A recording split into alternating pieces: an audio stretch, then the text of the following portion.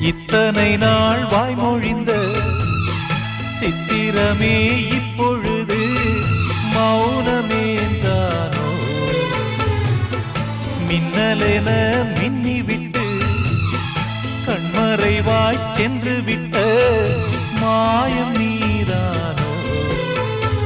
உன்னால் வந்த காதல் உன்னால் தானே வாழும்.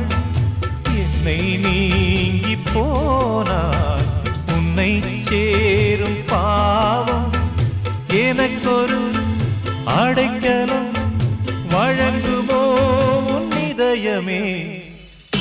அன்பேவா அருகிலே என் வாசல் வழியிலே உல்லாச மாளிகை